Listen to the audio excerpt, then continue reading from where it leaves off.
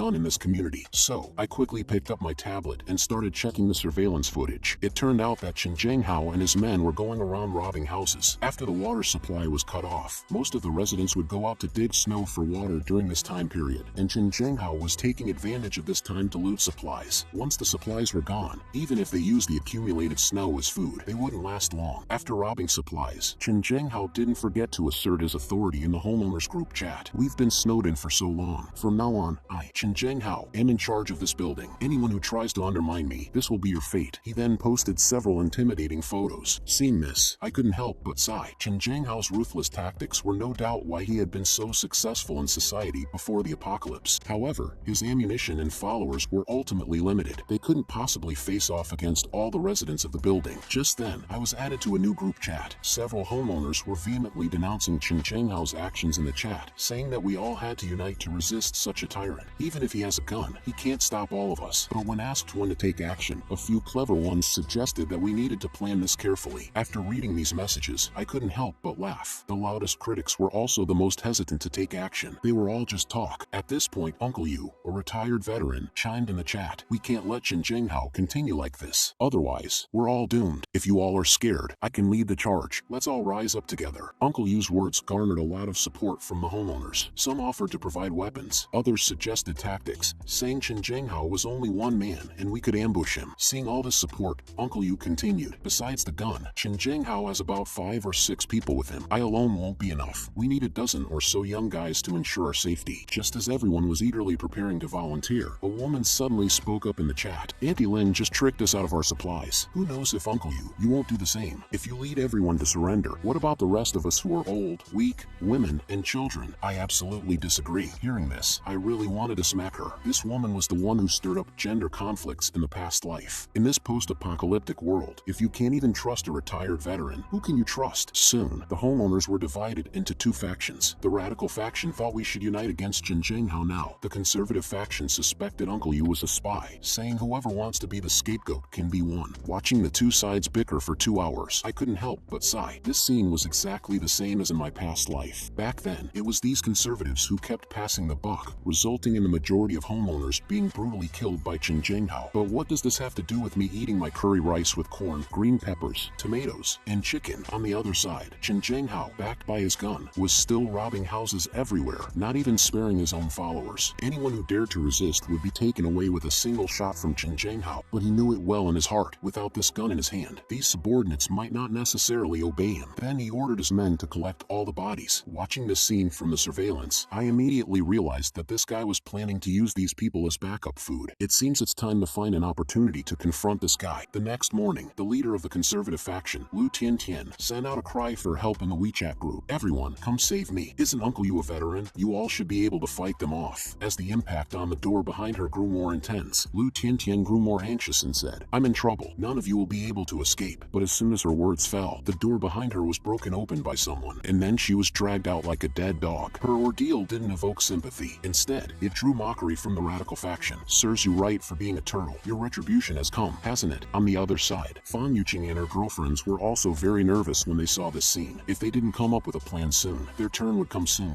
At this moment, Fan Yuqing had a plan. She must spread the news that Zhang Yi, that guy, had hoarded a large amount of supplies, and then unite everyone to take over his house. So, I was quickly added into a group chat of a mutual aid group. I saw Fan Yuqing at me in the group chat and said, Zhang Yi, it's too dangerous for everyone to live separately now. Your door at home is particularly solid. We lack a secure base. I hope you can join our team. And now everyone must unite. If you are alone, you will be dealt with by Chen Zhenghao soon. Seeing the message, I couldn't help but laugh. They want to pull the same stunt as in the previous life. So, I replied indifferently, I'm fine. I'm used to living alone in this little broken house of 150 square meters with heating and electricity. Seeing this situation, the group chat immediately exploded. Old John, don't be so short-sighted. Everyone needs to unite now. Fan Yuqing also echoed on the side. Saving a life is better than building a 7-story pagoda. You can save 7 people now. That would be a 48-story pagoda. What responded to them, however, was the message of me leaving the group chat. This made Fan Yuqing and the others stunned on the spot. When did this bootlicker evolve into a cool guy? Soon, they began to discuss how to capture my fortress. Class's man suggested that as long as everyone was well protected, then directly force the door. They will surely take down that guy in one fell swoop. Brown hair on the side agreed, and I used to work in a lock company. I can open any lock on the market. So, they all agreed agreed and came to my door to start prying the lock. They even prepared a few umbrellas to prevent cold water. As a result, brown hair pried for half a day, found that he couldn't even budge my lock. I, who was in front of a surveillance, was sneering in my heart. This 5-layer reinforced security door of mine is comparable to the anti-theft level of a bank vault, and you, an ordinary lockpicker, want to pry it open? Then I activated the high-voltage electric defense feature. Brown hair was shocked to a grimace. "Help me, please." However, brown hair man soon fell to the ground, his body emanating a puff of black smoke.